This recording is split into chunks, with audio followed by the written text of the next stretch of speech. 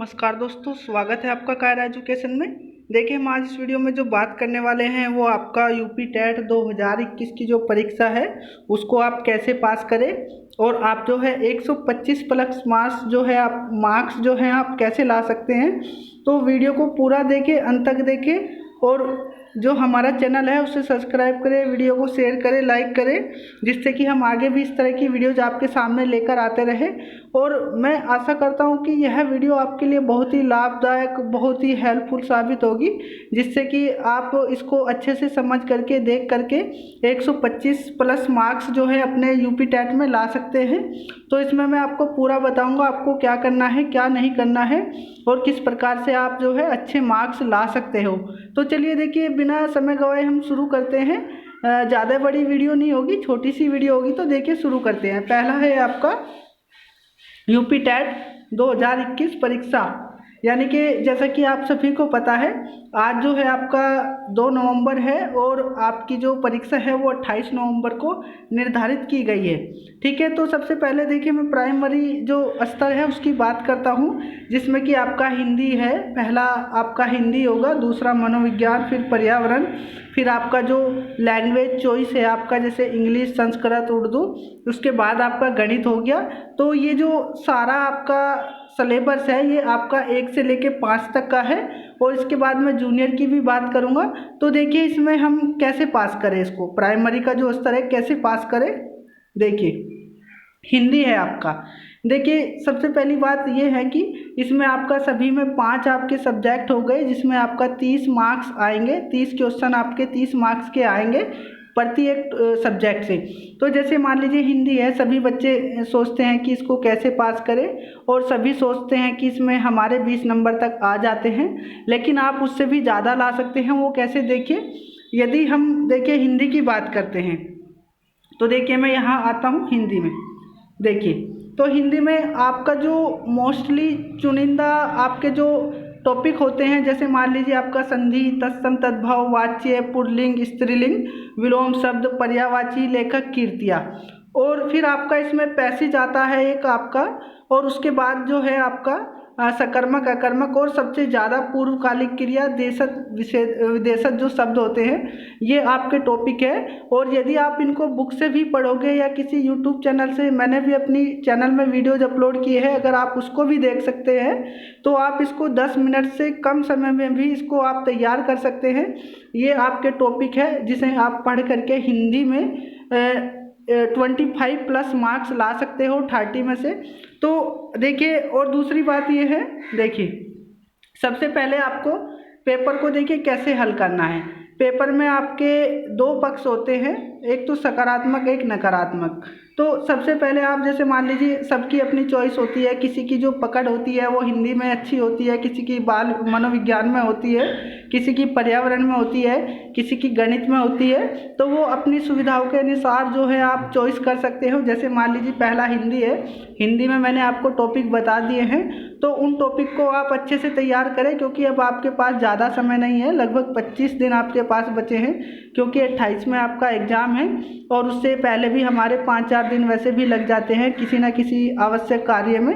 तो जिन बच्चों की जिस सब्जेक्ट में रुचि है सबसे पहले उसी को करें, अच्छे से करें, शांत मन से करें। और ये ध्यान रखें कि ऑप्शन में आपका सकारात्मक, नकारात्मक भाव रहता है, तो उसको देखें कि पूछ क्या रहा है।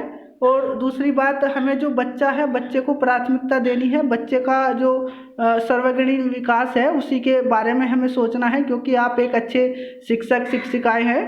तो इस तरह से आपको जो है प्रश्न को हल करना है। हिंदी में आप इस तरह से 30 में से 25 मार्क्स आराम से ला सकते हैं। मनोविज्ञान में भी आपका जो है मनोविज्ञान में आप देख सकते हैं,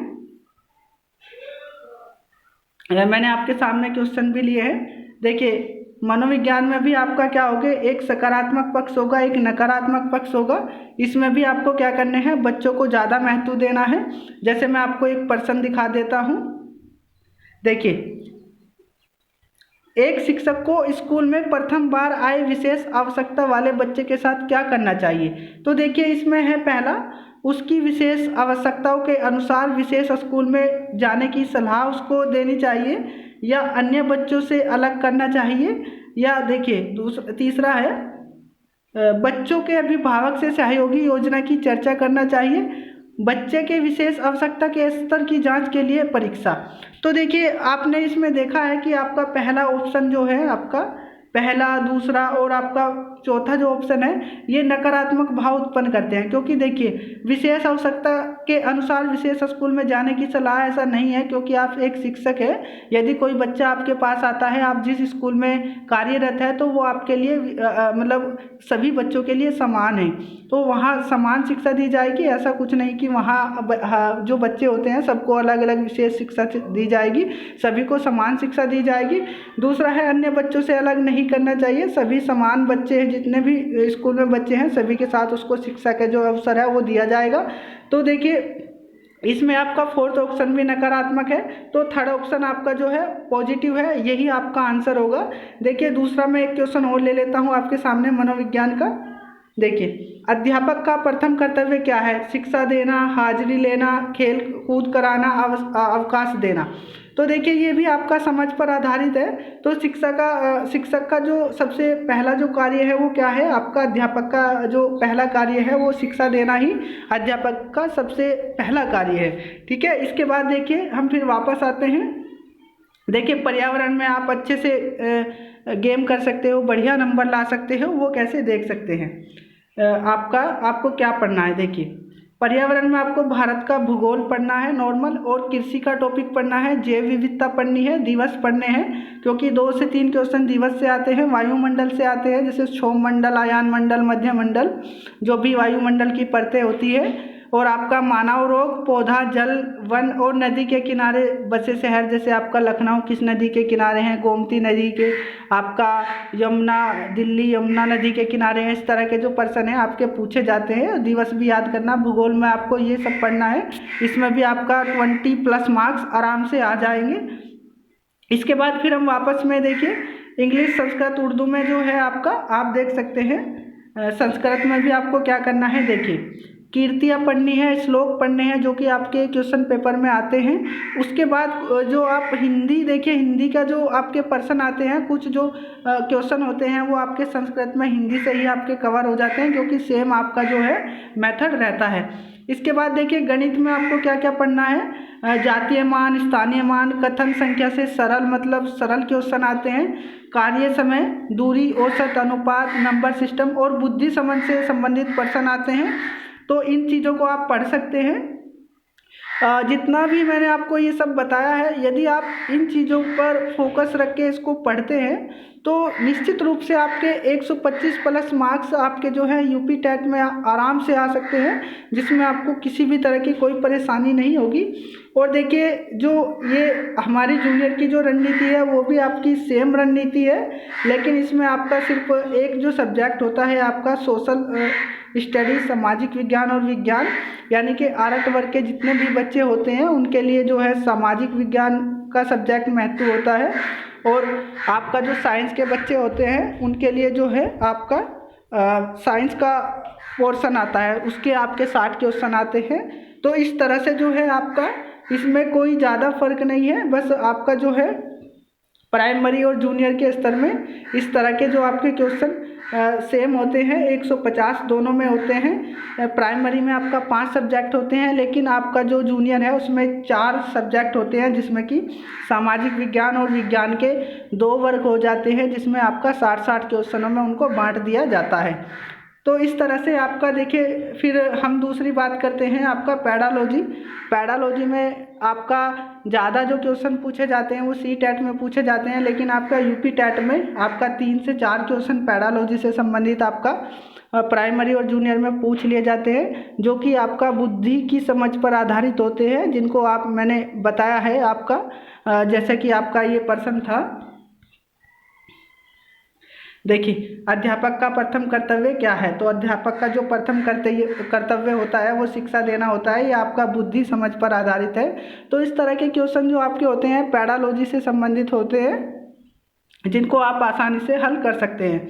तो पूरा आप देख सकते हैं, इसमें आप ये जो मैंने फ़ोटोज़ ली है उसकी आप जो है स्क्रीनशॉट भी ले सकते हैं। देखिए मैं आपको दिखा देता हूँ एक बार क्या क्या है। सब्जेक्ट हो गए आपका, उनके क्वेश्चन हो गए, टोटल मिला के 150 क्वेश्चन है और आप 125 ला सकते हो।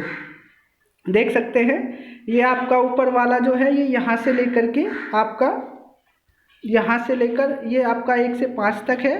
इसके बाद आपका जो है देखिए ये आपका यहाँ से लेकर के और यहाँ तक आपका जो है जूनियर का है, ठीक है।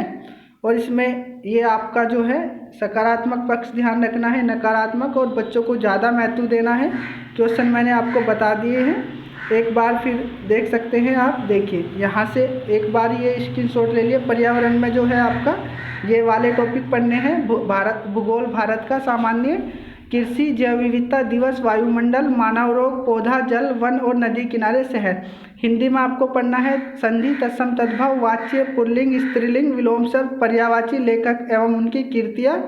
और फिर इसके बाद है आपका सकर्मक, अकर्मक क्रिया और पूर्वकालिक देशज विशेषज। इन्हें पढ़ने के बाद आपको कुछ नहीं पढ़ना, आराम से आप अच्छे मार्क्स ला सकते हो और क्वालिफाई कर सकते हो। मैथ में आप देख सकते हो जातीय मान, स्थानीय मान, कथन, संख्या से सरल, कार्य समय, दूरी, औसत, अनुपात, नंबर सिस्टम, बुद्धि की समझ से प्रश्न। संस्कृत में मैंने आपको बता ही दिया है। तो ये आपकी जो रणनीति है जो हमने आपको बताई है बहुत ही अच्छी है, जिससे कि आप आराम से यूपी टेट को फतेह कर सकते हो और एक आप जो है अपनी सीट आने वाले सुपर टेट के लिए कंफर्म कर सकते हैं, पक्की कर सकते हैं। तो अपनी तैयारी बनाए रखें, आपका ज़्यादा समय नहीं बचा है और हम सभी आपके उज्जवल भविष्य की कामना करते हैं।